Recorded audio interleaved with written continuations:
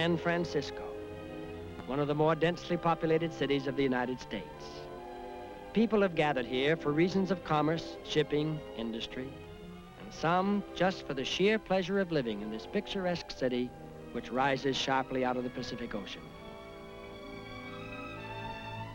Across the continent on another ocean is another city, New York. This city is the financial center of the country. Here, people participate in the industrial and artistic endeavors of a metropolis. Bounded on all sides by water, Manhattan has built itself high into the sky.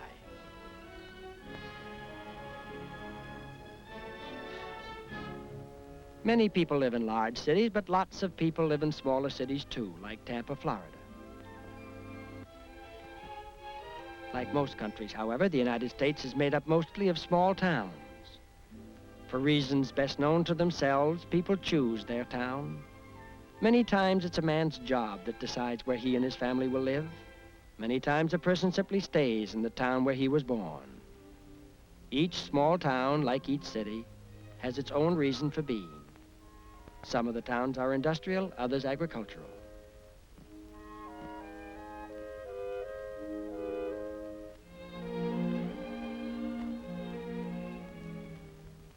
In the state of Alabama, across the Coosa River, where the Appalachian foothills end, is the town of Wetumpka. This was a town built to serve the needs of agricultural people, and that's still its main purpose.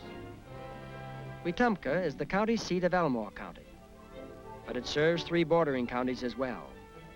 Farmers from the surrounding communities can pretty well buy what they need here and sell what they have for the market. It's a good town for Saturday nights, too.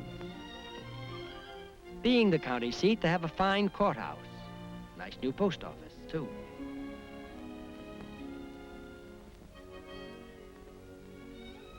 The communities that use Wetumpka as a trading center are widespread.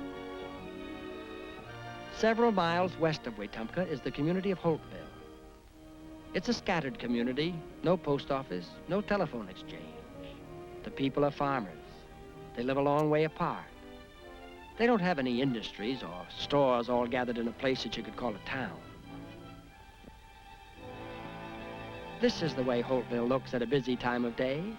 It's a busy time of day, all right. The men are out working in their fields, and the women are busy in their homes. The cotton gin down the road runs full time during the harvest season. You'd think Holtville was pretty big to see the dam private industry built here in their community. But this is a dam that serves the whole of Elmore County, bringing to the people inexpensive electrical power.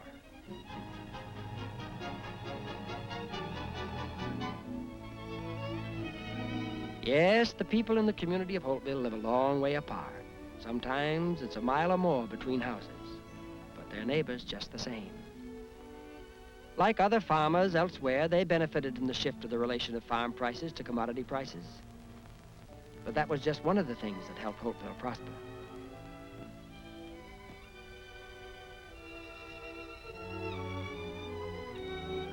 A community usually has a focal point. In this community, it happens to be the Holtville School. To understand a community at all, you have to get at its focal point. So in this case, by examining its school, you'll come to know Holtville itself.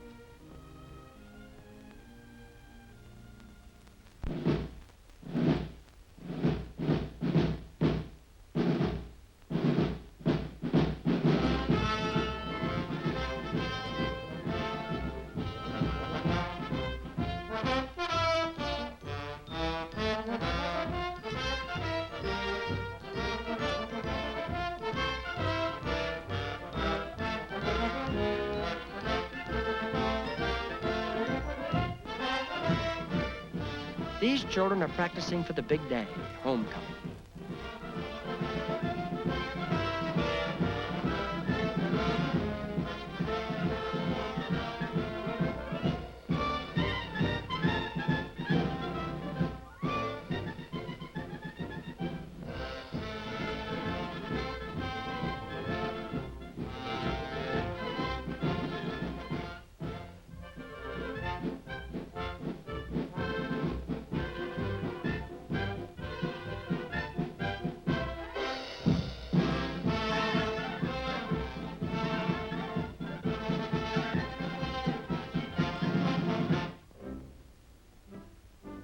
Homecoming arrives.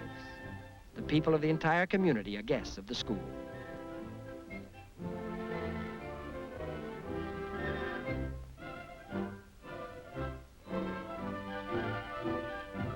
On the morning of homecoming day, the primary grades take over the program. Everyone is having a good time and getting something that the community needs besides. For these people have participated in a vote, an unusual vote, for here their votes cost money. The vote selected the junior homecoming queen. The money will be used for the school dental clinic. In the afternoon is the big football game. This is one game that Holtville has to win.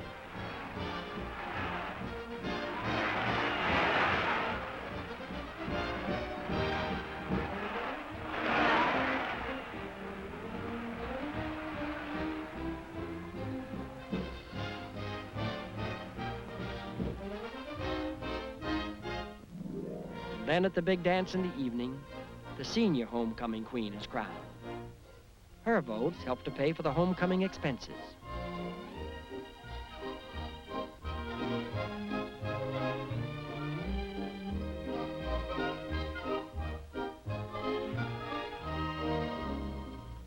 Always behind a community are its leaders. In Holtville, there are men like B.E. Myrick. He's chairman of the district trustees. Then there's A.W. Curlee. There are lots of Curlees in Holtville. This one is a district trustee. Clyde Brown, supervisor of community services as well as being a district trustee. A good carpenter, too. It takes a lot of planning and a lot of work to start a community and to keep it going. Here's the principal of the high school, James Kritzberg. He actually started to become principal of this high school when he was, about 10 years old.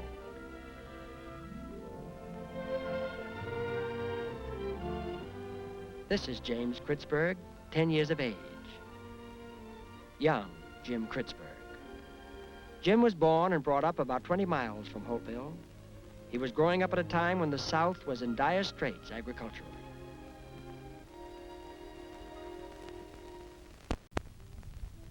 It seems you could put in seed by the bushel and still have only a few stalks come up to the sunlight. Even what you got wasn't any good. By unwise and wasteful methods, land that was rich and plentiful was now scarce and impoverished. The problem, ignorance. Ignorance of the land itself. Ignorance that was shared everywhere. The land would be all right at first, then it would wear out, as the farmers put it. And you had to move on to another farm, another days of planting and hoping. A man couldn't live very fine that way.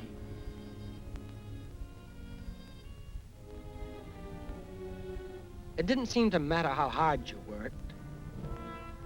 You never got any kind of crop anyway. There were no mechanical tools to make a man's work easier. They couldn't afford to buy them. A man just had to figure that it was going to be the same way next year and the years right on after that. But maybe when you hated it the most was when you'd see your son doing the same thing as you. Just no change at all. It would be better maybe to drive your son off the farm, get him off someplace where he could make a living. No, it wasn't that a man was lazy. He worked all right. It was just that he got nothing for his work. The very young felt this hopelessness, too.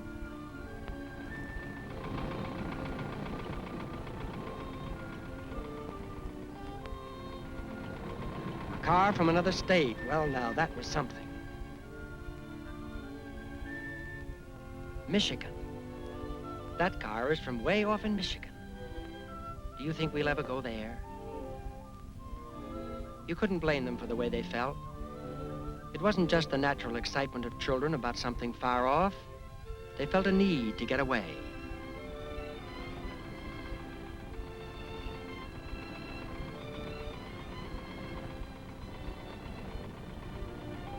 Nothing was so important that you wouldn't stop long enough to see a car go by. No, sir. Where do you suppose those people are going? And what on earth are they doing way down here? Suppose they're just going through. just going through.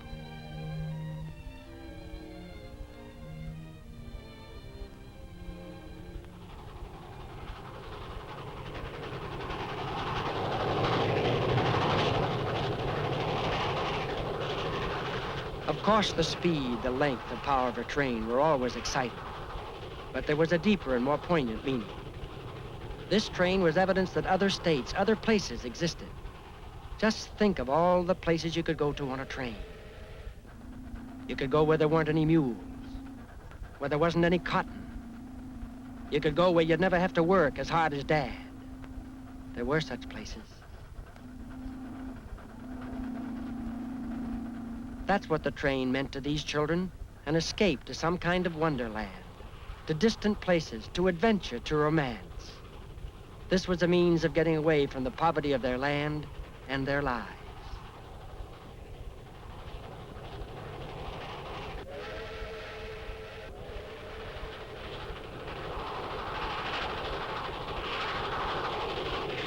But to Jim Kritzberg in a neighboring county, the train had another meaning. Sure, he was excited by the power, the speed, and the length of it, but his reaction was different.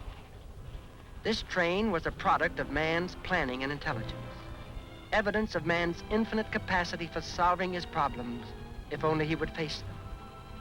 Certainly a train carries things to strange and different places, but a train that goes away from you comes to you first. If a train was a means of escape, it was equally a sign of hope. His disturbance came not so much from the fact that there was a problem, but from the attitude of his elders towards that problem.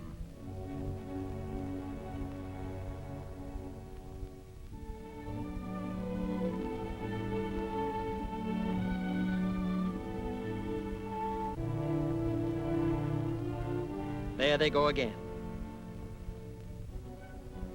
talking about dust, sun, mules, poor crops, times are tough, hardly worth working.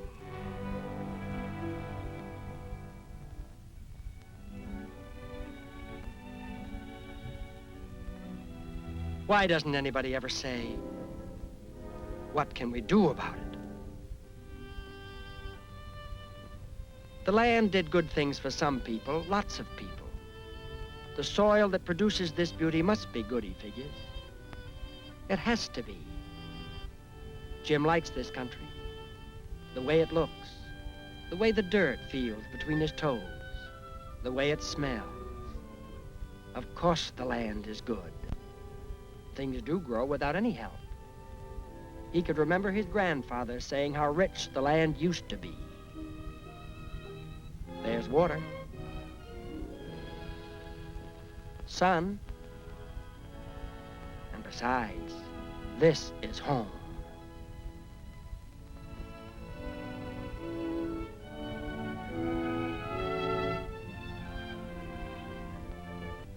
There must be an answer. There has to be. If nobody else finds it, it's his job to try.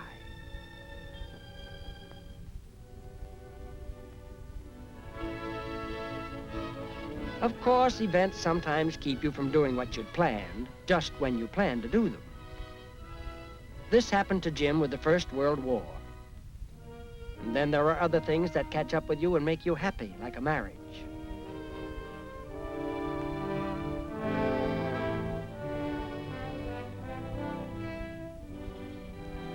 Jim Kritzberg held to his purpose to work with the rural people of Alabama. Upon leaving the Army, he came to teach in the city of Montgomery, capital of Alabama, in order to keep looking for his rural school.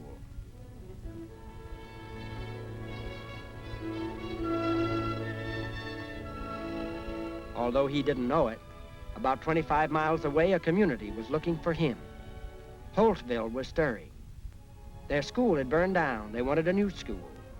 Ordinarily, the county would have built such a school, but this was a new age. Now there were automobiles and buses. Wetumpka, the county seat, thought it would be better to add a wing to their school and bring the Holtville children in by bus.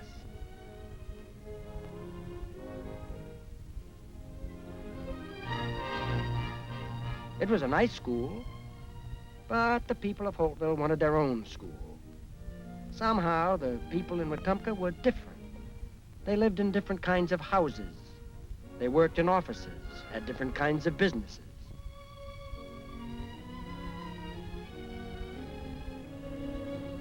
The Holtville children were just plain farm folk. So the people of Holtville talked among themselves. They planned various fundraising functions. And finally, after many months of working and planning, they raised 6,000 hard dollars from their small earnings. Dollars which said, "We want our own school." They got it. While the school was being built, they held classes in the church and began looking around for, yes, a new principal. They found him, James Kritzberg.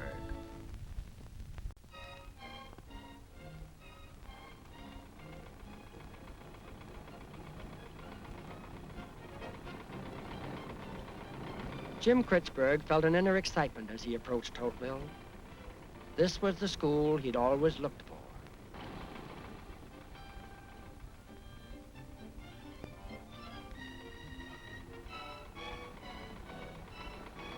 The first stop was at A.C. Allen's store.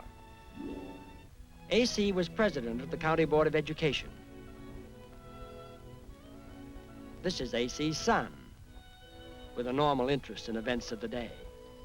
And this was an event.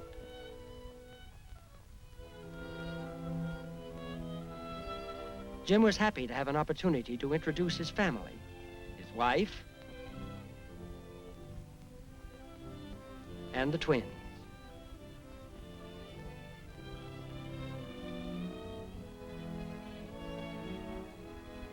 Mr. Allen tried to make them feel at home.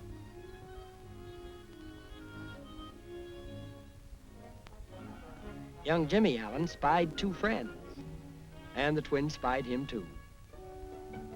They were going to like Jimmy. They were going to like Holtville. This was a friendly place.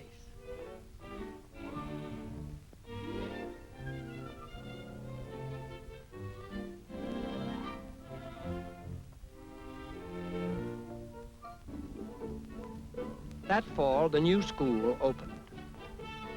The Board of Trustees came for opening day. Although they had their school and their principal, and classes were functioning, much of the important work was taking place off the school grounds. J.R. Formby was brought in as vocational agricultural teacher, at the same time that Jim Kritzberg was obtained as principal. Mr. Formby's salary was paid partly by the federal government and partly by the state. Formby, like Kritzberg, was born only 20 miles away. He, too, knew the land and the people. Both he and Mr. Kritzberg knew that there was little sense in teaching the children new methods, unless these new methods could be used on their parents' farms. Part of Formby's school duties was to work out ways and means of teaching the older generation at the same time he was teaching the younger. The condition of the soil told him how difficult the job would be.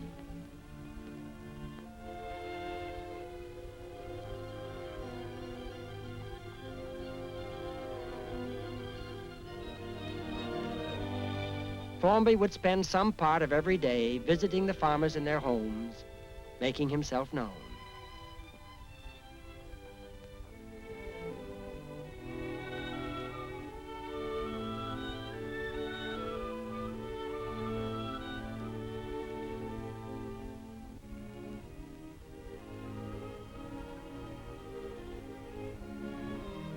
He would wind up his visits with the suggestion that he was thinking of holding some night meetings at the school, at which they could discuss some of the soil and crop problems.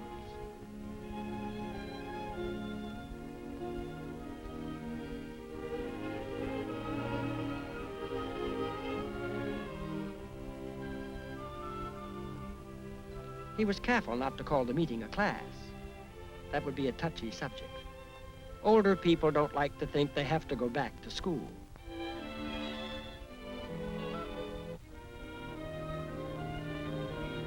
Visits were endless, distances great. Encouragement, little. There was always one more farm to visit before a day was done.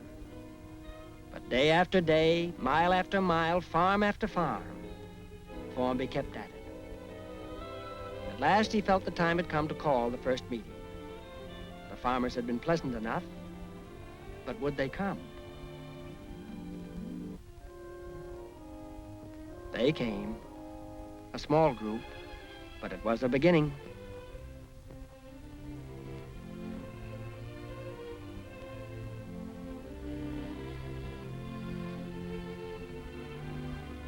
They listened, but did they hear or care? From their unresponsive faces, Formby couldn't tell. As one man put it when the meeting was over, why, he'd ward out 3 farms while Mr. Formby was learning. This wasn't it. Talk alone wouldn't do it. These men would have to be shown. He would keep up the classes, but he would also grow something. Show them what he was talking about.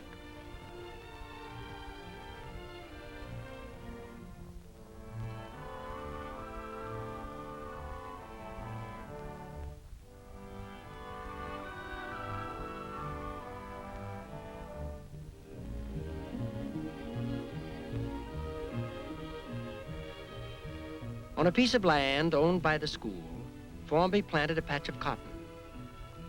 Sunday mornings, farmers would come to look over the field he was working.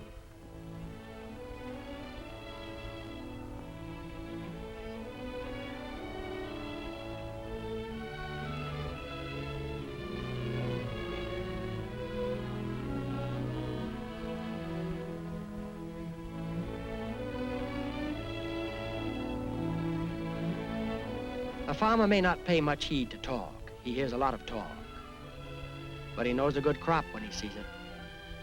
And this was a good crop. Better than theirs. All 4 of these men admitted it was better than theirs. Maybe this man Formby did know something.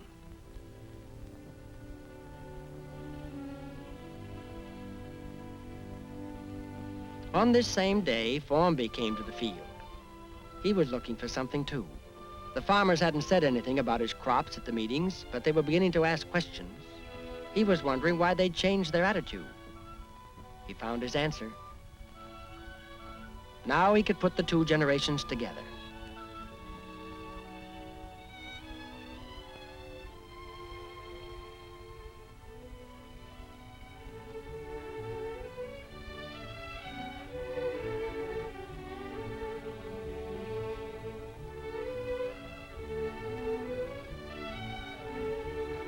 By the project method, a project on his father's farm, Mr. Formby could teach a student new methods and know that the father would watch with interest. A project worked like this. Take Johnny Nixon's case. Mr. Formby came over to explain it all to Mr. Nixon.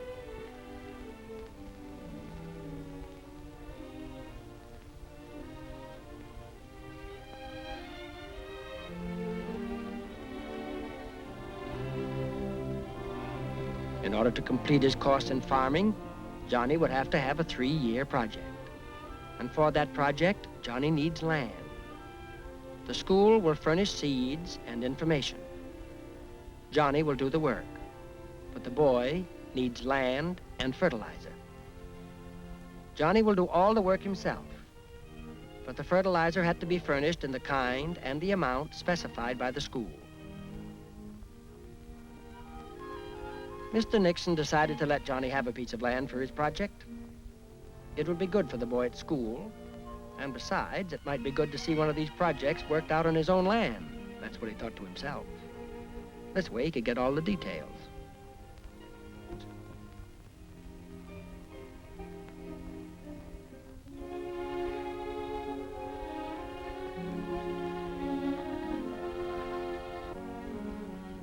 Mr. Nixon watched Johnny throughout 3 years of cotton raising. At the end of the 3rd year, he stood for the 3rd time to examine the staple in the bloom of the best cotton that had ever been grown on Nixon land. And it was Johnny's cotton.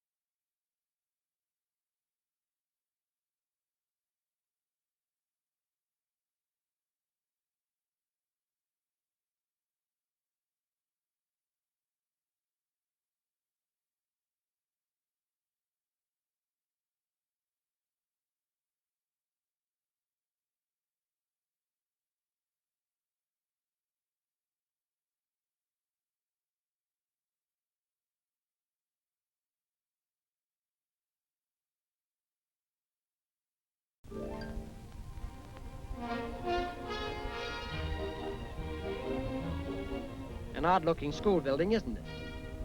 It should be. It houses a few surprising educational projects. A young farmer today has to know his car and machine tools as well as his grandfather knew his horses and mules. A full-fledged machine shop. This shop serves the community from the making of cotter pins to the rebuilding of hydroelectric equipment.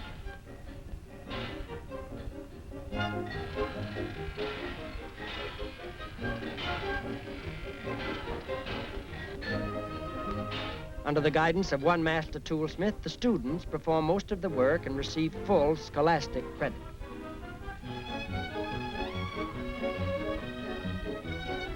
If you lived in Holtville and needed some work done on your car, you'd undoubtedly send it to the school repair shop. As with the machine shop, here the students work under an instructor, learning how to take care of the engines and the bodies of all kinds of cars.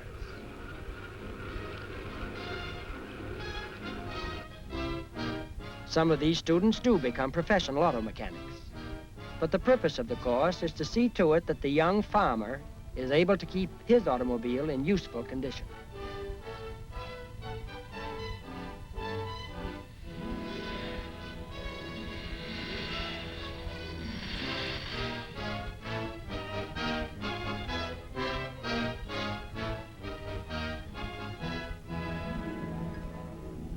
One of the earliest of the school community projects was butchering and the proper storage of meat in a deep freeze locker. Originally, Mr. Formby taught the boys to butcher. Now, one of Mr. Formby's pupils has become the teacher and the manager of the deep freeze plant. So important to the diet of the community is this butchering, that students in the butchering group are excused from other classes when necessary. Whenever a farmer has any stock to be butchered, he may call the school. The students studying butchering do the rest.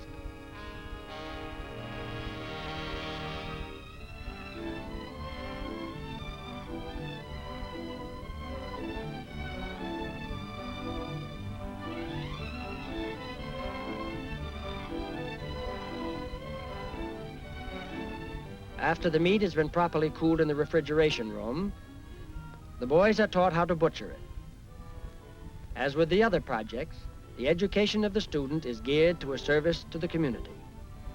The community service isn't on a charity basis. A proper fee is charged, and the school derives revenue to carry on its operations.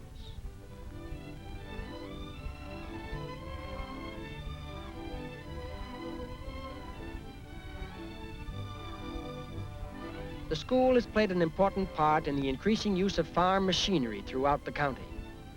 At a time when most individual farms couldn't afford machines, the school acquired 2 tractors and trained the students to use them. Today, Mr. Formby's classes quickly become expert at contour plowing. Under Mr. Formby's direction, the students survey the field, stake out the contour lines, and trace the furrows so as to retain the greatest amount of rainfall with the least loss of topsoil.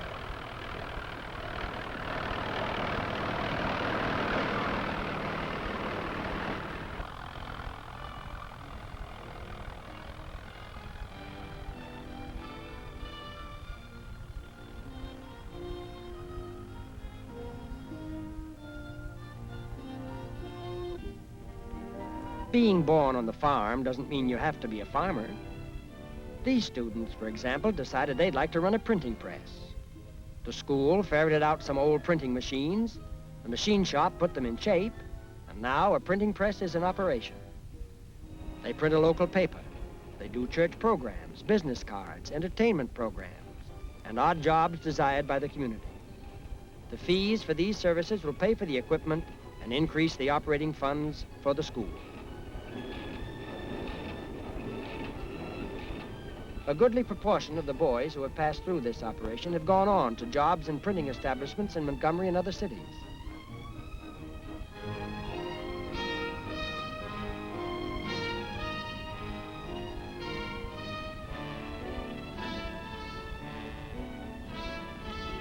The boys doing editorial work here are learning to express themselves in clear English and are given full academic credit in English for the time spent in shop. What we eat has much to do with what we are. These girls are learning the preparation of simple foods, what constitutes a balanced diet, and how to plan and budget the costs of a proper diet for a family. The teacher, Mrs. Holt, recognized at once the all too limited diet customary in the community. Through the years, her influence has shown itself in many ways. She maps out the school diet in the cafeteria. Here, every school day, children learn to like new foods, new tastes. Little by little, they ask for these dishes at home. Little by little, Mother finds out about them and serves them.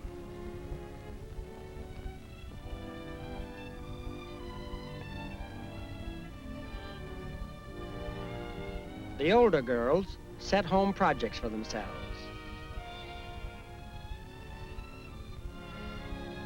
This young lady discovered her family didn't like carrots.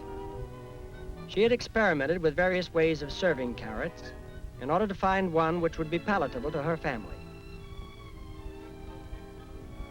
Tonight, she has shredded raw carrots into a molded lime salad.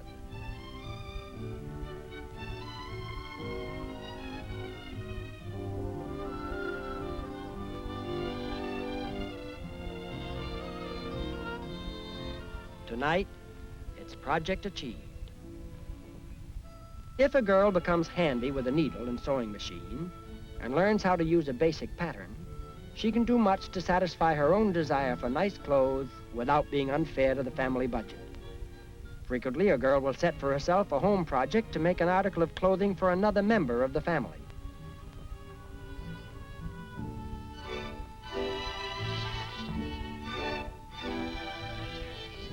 Out of this particular project comes a new relationship between mother and daughter. Mother now knows how much her daughter cares, how she looks.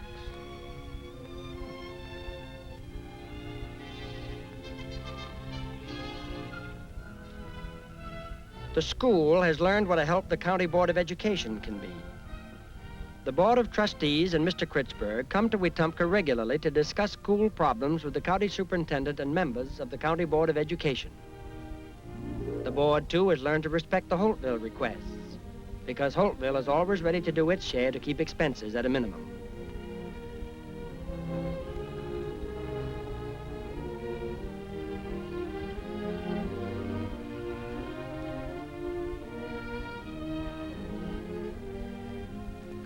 Today, the school would like some paint to freshen up the agriculture building. The county supplies the paint, the school supplies the painters.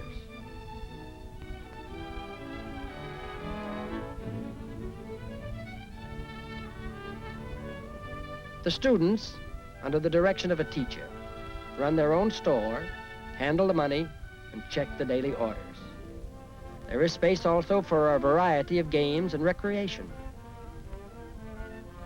The campus has 2 good tennis courts and a regulation football field.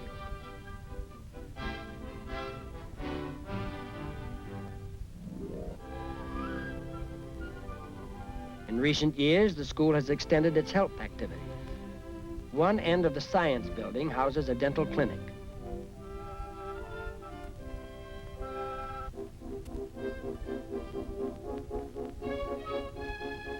By contributing a portion of his salary, the school receives monthly visits from the county dentist.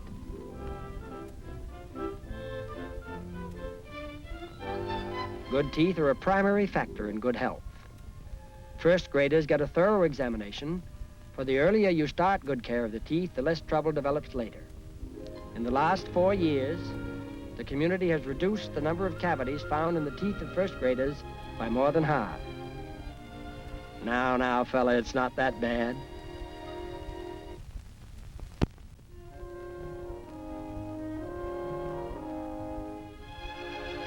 At the beginning of the school year, a physical examination is given each pupil, and the results entered in the child's permanent health record.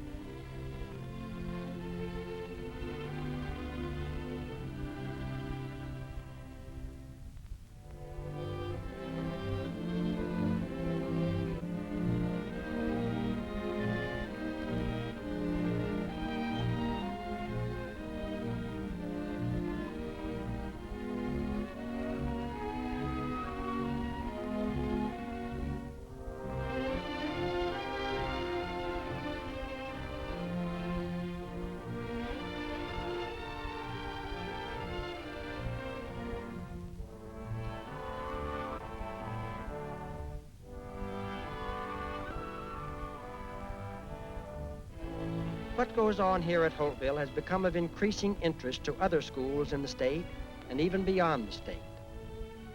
Each week brings a group of visiting teachers or educators who review the activities of a school day and then meet with the faculty for questions and discussions.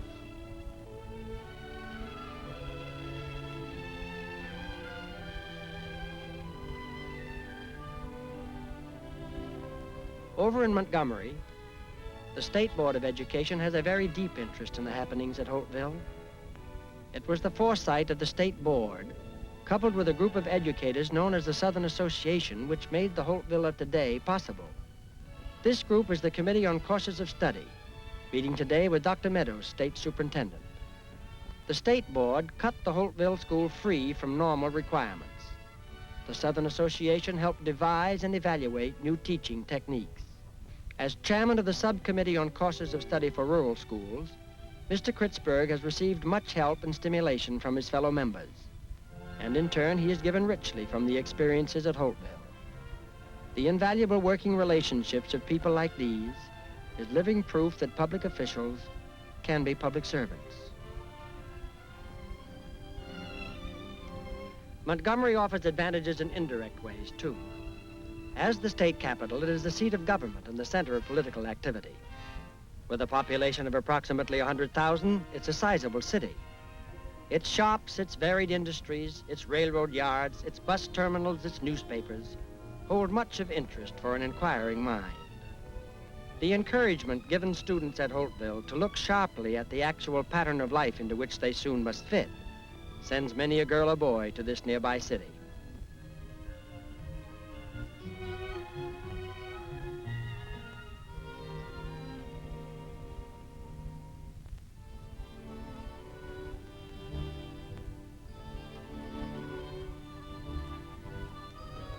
This bright Saturday morning, young Joe is coming in on a special mission.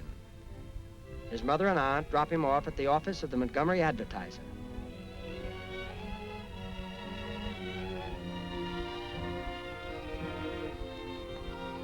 No one has made any arrangements for Joe. This visit is part of his current project at the school, and the responsibility for its completion is his alone.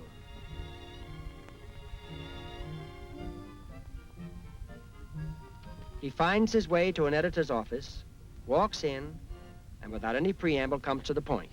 "I'd like to find out how you run a newspaper," he says. The editor is taken aback at the size of his inquisitor and the seriousness of his intent. After all, it's Saturday and he has some work to catch up on. "Suppose you come back some other day, Sonny." "But I gotta know," says Joe. Something in the boy's manner intrigues the editor. "Come around here."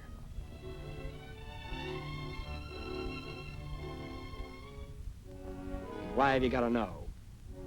"Because," Joe says, "I go to a school where we have projects. My project is to find out how you run a newspaper.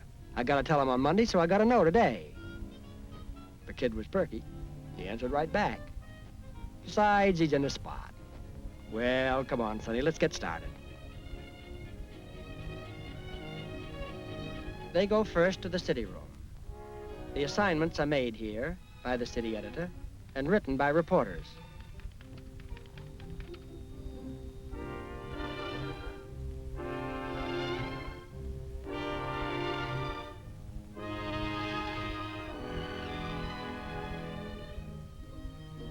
Then the stories are edited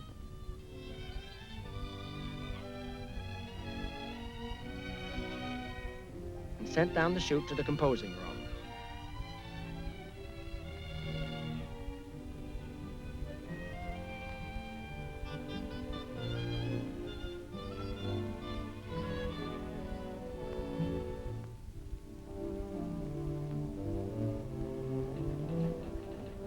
Down here, the story is set into type.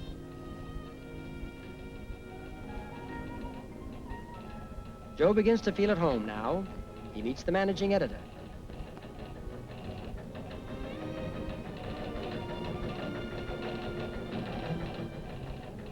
The typesetter takes time to show him how the machine works.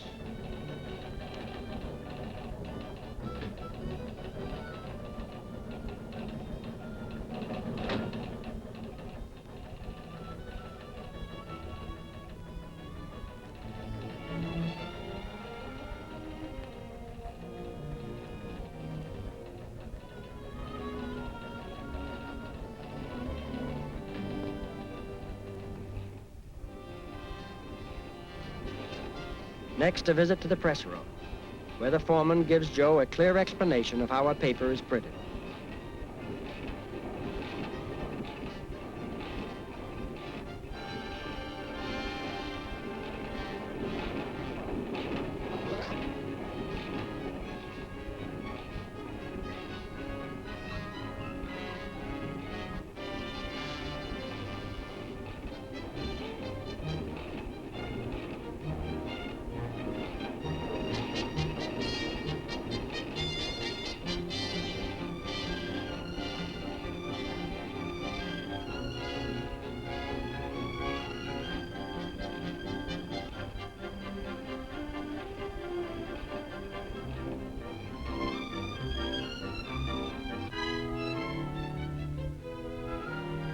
Upstairs again, the editor surprises Joe.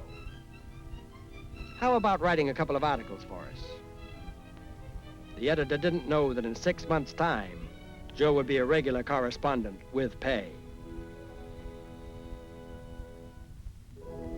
Always the school's objective is the fullest development of the individual. At Holtville, during the senior year, each senior is required to present a written report to the assembled faculty. This report expresses from the student's viewpoint what the years at Holtville had meant. It is a critical analysis of these years and speaks of the teachers and the experiences which to the pupil seemed helpful, and also of the classes and experiences which to the pupil seemed less than satisfactory. In return, the various faculty members speak with equal frankness about those qualities and habits in the student which, in their opinion, must be altered or improved if the student is to achieve the goals which he has set for himself. The significant fact about these interchanges of thoughts and feelings lies not in whether the pupil or the faculty member is right or wrong, but simply in the fact that these interchanges happen.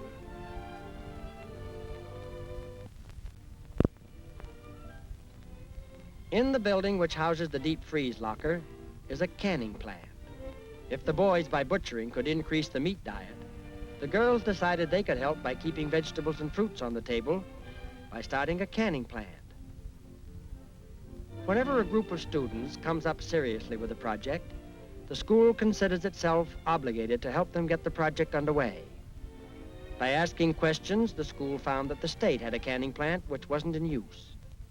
They obtained the plant on loan from the state, and now in the harvest season, students, families, and friends keep the plant running at capacity.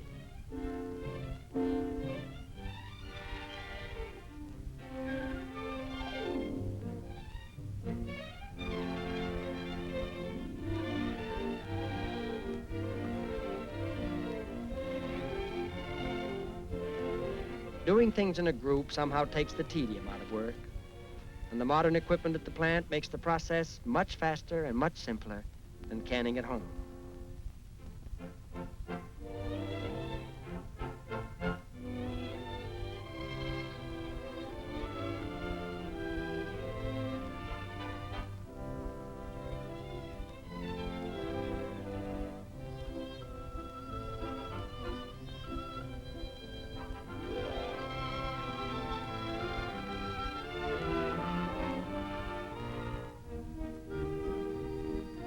When the cans are ready, the food is taken home.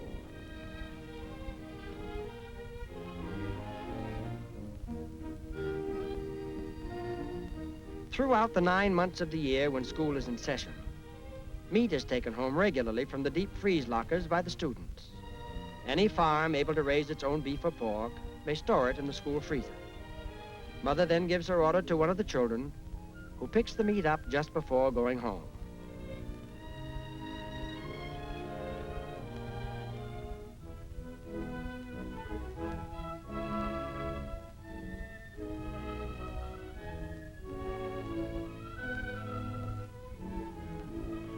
With classes out and school over for the day, the buses take the children and the meat back home.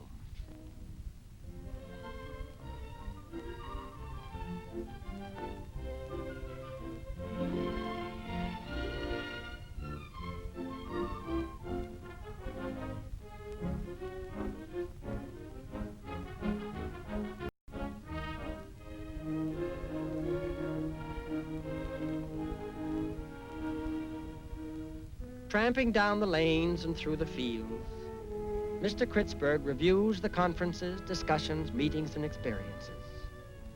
Sharply and critically, he asks himself, what are we driving at? Increase each student's ability to earn his living well. Teach him to use what he has to the best advantage. Improve his critical judgment so he may know what he needs next most. Learn the value of health to accomplishments and pleasures. Recognize his responsibility towards the family welfare. Realize that helping a neighbor solve his problem or overcome a difficulty is the deepest kind of self-interest. These are the goals of a practical education at Holtville. Almost any evening in a corner store, there's talk about crops, the weather, politics. Of course, there's always the telephone to interrupt when the talk gets good. What? Fire? At the Holtville school?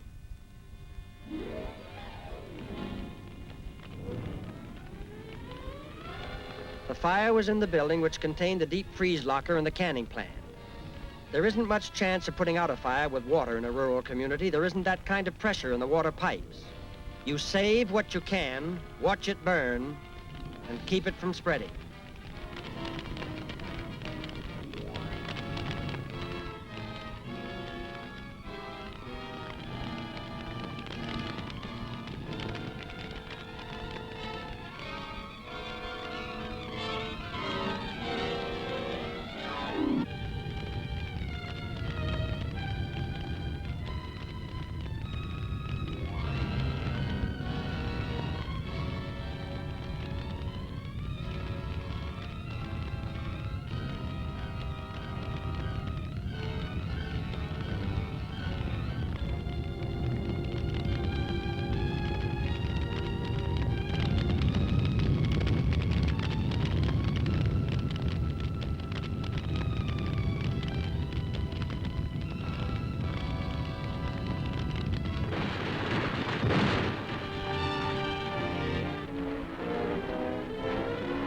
There's no insurance, not a penny of insurance. Don't ask why, it's one of those things that happen. They knew school insurance was needed, but there were problems concerning the type of insurance which could be made available. The answer wasn't quick enough, that's all.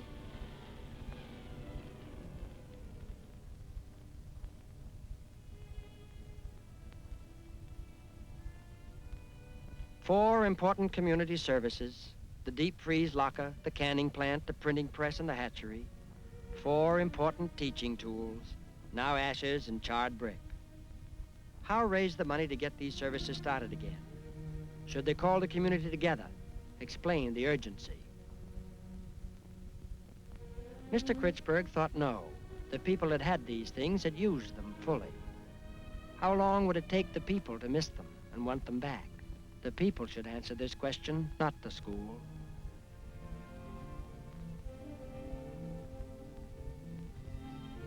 During the months that followed, not much was said about restoring the lost services, but life went on as it usually does.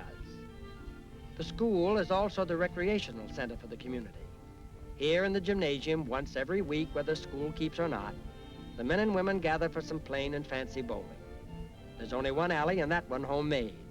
But the heat's on when the pinballs start to roll.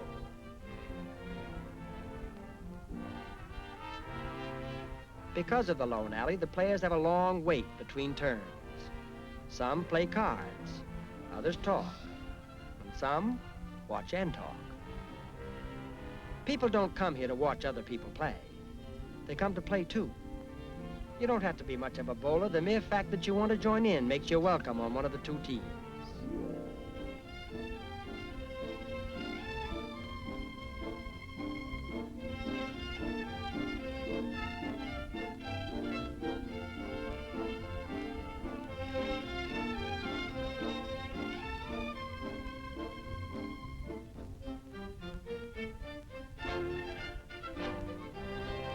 Farm life isn't so lonely if you can get together once in a while in the evenings and have a little fun.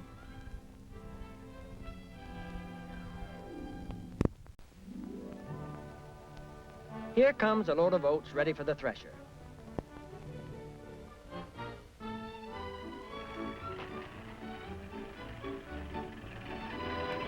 The threshing machine was bought several years ago by the school. Matter of fact, it was the first machine the school bought as a community service to enable farmers to grow oats as a rotating crop. With the thresher available, more and more farmers have been growing oats. Recently, a young man bought the thresher from the school. He continues to operate it as his own business and turns the income into improvements on his own farm.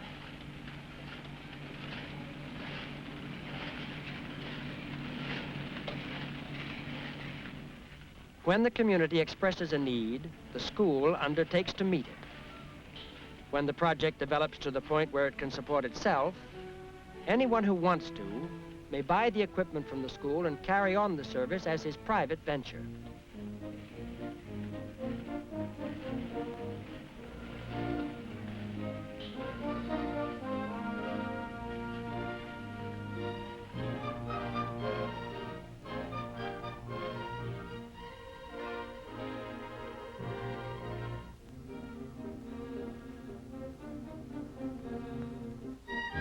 This is the school woodworking shop.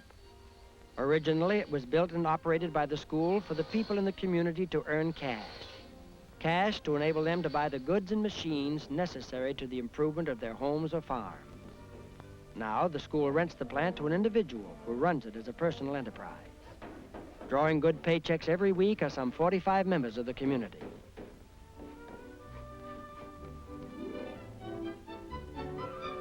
The new deep freeze plant. The people did miss it. They had to have it back. This deep freeze alone is as large as the whole building that burned. With 2 or 3 experts to help and guide, the students built this plant themselves.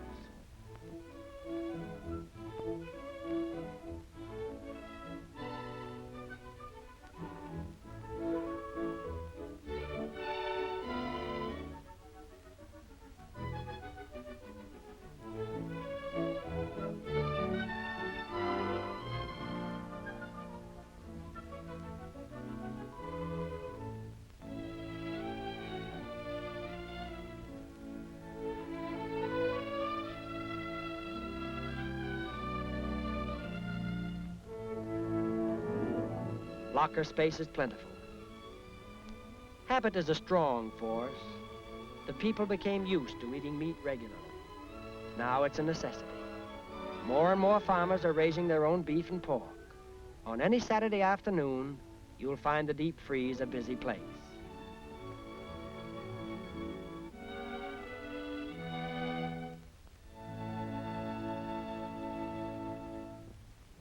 Today, the school has its own fire wagon.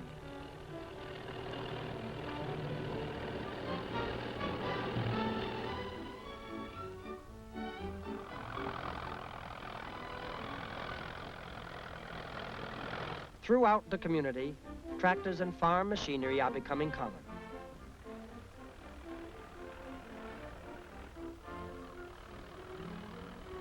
This farmer went to the machine shop and made himself a homegrown fertilized spreader and seeder.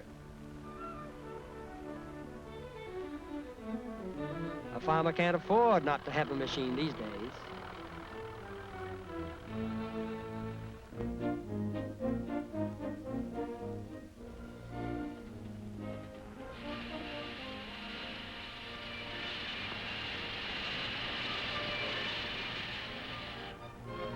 This farmer had the machine shop build him an eccentric.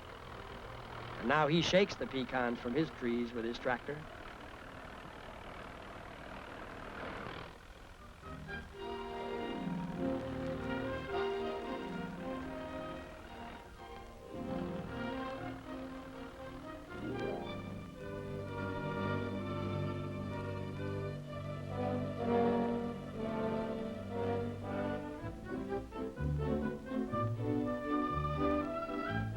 There's a lot of building going on in Holtville. The old folks are sprucing up.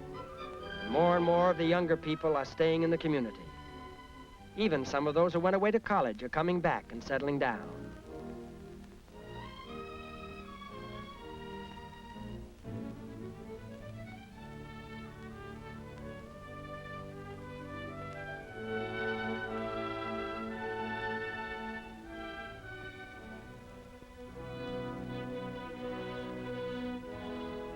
Here are the people who carry a share of responsibility for Holtville. They have organized and formed a business group which meets every month. Openly, they discuss the community's needs and problems. They face reality.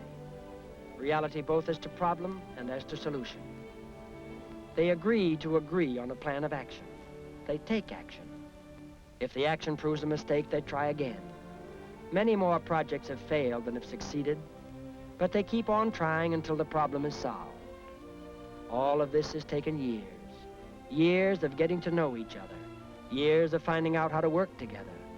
Years in which they have developed mutual trust and confidence. They know the only people who can solve their problems are they themselves. Solve them by their own intelligence and by their own work. By coming up with their own solutions, Holtville has received the aid of state and federal agencies, but only to the extent that such aid is available to any community. They face the future with confidence, for they have learned that a man and his neighbor are strong, and that a man and all his neighbors are stronger still.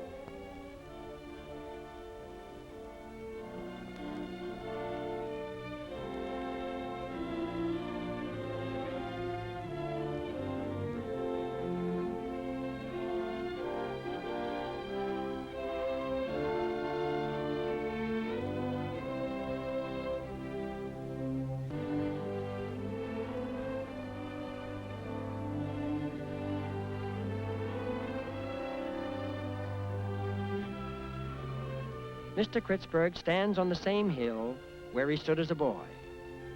He likes this land, the way it smells, the sun, the brooks, the trees. And he likes the people who have shared with him the experiences of rediscovering that man has an infinite capacity for solving his own problems. Yes, this is home.